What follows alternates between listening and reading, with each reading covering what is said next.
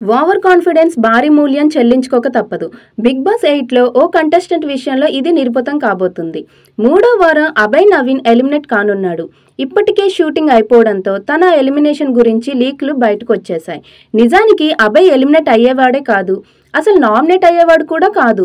సోమవారం నామినేషన్స్ జరిగే సమయానికి హౌస్ లో నిఖిల్, అభయ్ ఇద్దరు చీఫ్స్ గా ఉన్నారు. బిగ్ బాస్ వీరిలో ఒకరు నామినేట్ కావాలని చెప్పాడు. దీంతో అభయ్, నిఖిల్ చర్చించుకున్నారు. నిఖిల్ తాను నామినేట్ అవుతానంటే అభయ్ అందుకు ఒప్పుకోలేదు. సేవ్ అవుతానన్న నమ్మకంతో తానే నామినేషన్ లోకి వెళ్తానన్నాడు. తెలుగు అగ్ర కథానాయకుడు చిరంజీవి కీర్తి కిరీటంలో మరో కలికితురాయి చేరింది. ఆయన 46 ఏళ్ల సినీ ప్రయాణంలో తనదైన అభినయం, డాన్సులతో కోట్లాది మంది ప్రేక్షకులను రంజింపజేసి ఎన్నో పురస్కారాలు, గౌరవాలు సొంతం చేసుకున్న ఆయన ఇప్పుడు మరో విశిష్ట గౌరవాన్ని అందుకున్నారు. Most prolific film star in Indian industry, actor, dancer గా Guinness book of world record లో చోటు సంపాదించుకున్నారు. 156 చిత్రాలు, 537 పాటలు, 24,000 స్టెప్పులతో అలరించినందుకు ఆయనకు ఈ రికార్డ్ దక్కింది. ఈ మేరకు ఆదివారం హైదరాబాద్ లో ఏర్పాటు చేసిన కార్యక్రమంలో గిన్నిస్ బుక్ ప్రతినిధి రిచర్డ్ స్టెన్నింగ్, బాలీవుడ్ నటుడు అమీర్ ఖాన్ చేతుల మీదుగా చిరుకు ఈ అవార్డును ప్రదానం చేశారు. అనంతరం అమీర్ ఖాన్ మాట్లాడుతూ, ఈ వేడుకకు నన్ను రావాలని కోరినప్పుడు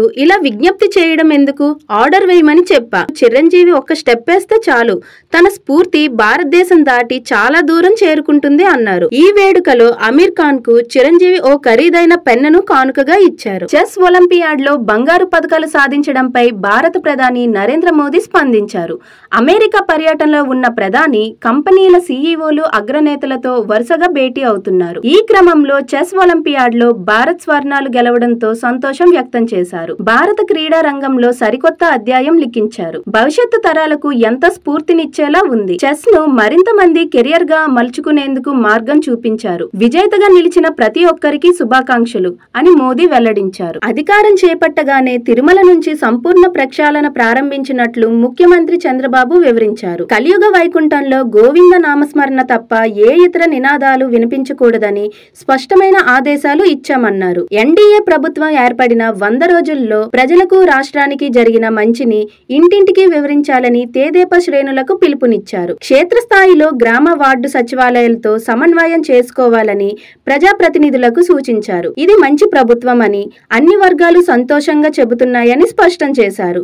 3 పార్టీల్లో కష్టపడి పనిచేసిన వారికి ప్రాధాన్యం ఉంటుందన్నారు. త్వరలోనే నామినేటెడ్ పదవులు భర్తీ చేస్తున్నట్లు తెలిపారు. పార్టీ ముఖ్య నేతలు, మంత్రులు, ఎమ్మెల్యేలు, ఎమ్మెల్సీలు సహా గ్రామ స్థాయి కార్యకర్తలతో ఆయన ఆదివారం టెలికాన్ఫరెన్స్ లో మాట్లాడారు. శ్రీవారి లడ్డూ కల్తీ ఘటన నేపథ్యంలో ఆలయంలోని యాగశాలలో అర్చకులు శాంతి హోమం చేస్తున్నారు. కార్యక్రమంలో ఈవో శ్యామలరావు, అదనపు ఈవో వెంకయ్య చౌదరి పాల్గొన్నారు. ఉదయం 10 గంటల వరకు టీటీడీ శాంతి హోమం నిర్వహించనుంది. ఈవో శ్యామలరావు మాట్లాడుతూ, శ్రీవారు లడ్డూకు వాడే ఆవు నెయ్యిలో దోషం వలన అపచారం కలిగిందన్నారు. దీనికి ప్రాయశ్చిత్తంగా హోమం నిర్వహిస్తున్నట్లు చెప్పారు. హోమం తర్వాత అన్ని పోట్లలో సంప్రోక్షణ చేస్తామన్నారు. శాంతి హోమం ముగిశాక పండితులు పూర్ణాహుతి నిర్వహించనున్నారు. పూర్ణాహుతి తర్వాత ఆలయం సహా అన్ని పోట్లలో పంచగవ్య సంప్రోక్షణ చేయనున్నారు. బూందీ పోటు, లడ్డూ పోటు, అన్నప్రసాదం పోట్లలో పంచగవ్య సంప్రోక్షణ చేపడతారు. ఈ ఏడాది మిస్ యూనివర్స్ ఇండియా కిరీటాన్ని రియా సింగ్ సొంతం చేసుకున్నారు. జైపూర్ వేదికగా జరిగిన మిస్ యూనివర్స్ ఇండియా 2024 పోటీల్లో రియా గెలుపొందారు. 2015లో మిస్ యూనివర్స్ ఇండియా కిరీటాన్ని సొంతం చేసుకున్న ఊర్వశి రౌతేలా ఈ ఈవెంట్ కు న్యాయ నిర్ణేతగా వ్యవహరించారు. ఈ ఏడాది మిస్ యూనివర్స్ ఇండియా కిరీటాన్ని రియా గెలుచుకోవడంపై ఊర్వశి సంతోషం వ్యక్తం చేశారు. మిస్ యూనివర్స్ ఇండియా పోటీల్లో విజేతగా నిలవడం ఆనందంగా ఉందని రియా అన్నారు. ఈ రోజు నేను టైటిల్ గెలుచుకోవడం నా జీవితంలో ఎప్పటికీ మర్చిపోలేను. ఈ పోటీలో పాల్గొనడం కోసం ఎంతో కష్టపడ్డాను.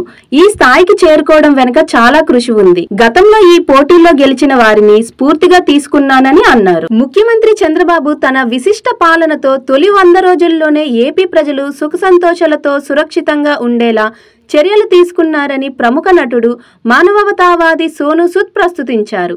సుదీర్ఘ పాలన అనుభవం ఉన్న సిబిఎన్ సార్ తన విజన్ రాష్ట్ర భవిష్యత్తు కోసం చర్యలు తీసుకుంటున్నారు. ఆయన విధానాలను ప్రజలు విశ్వసిస్తున్నారు. చంద్రబాబును చూసి గర్వపడుతున్నాను. త్వరలోనే ఆయనను కలవాలని కోరుకుంటున్నానని ఓ వీడియో విడుదల చేశారు.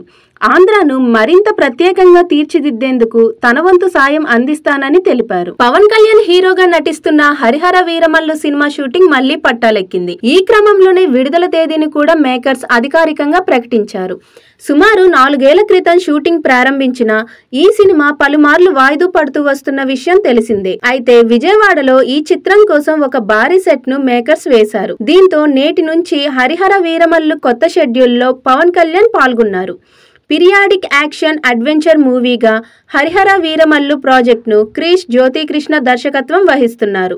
2 భాగాలుగా రూపొందుతున్న ఈ సినిమా పార్ట్ 1 మాత్రం వచ్చే ఏడాది మార్చి 28న విడుదల చేస్తున్నట్లు మేకర్స్ ప్రకటించారు. ఈ మేరకు అధికారికంగా ఒక పోస్టర్ను కూడా విడుదల చేశారు.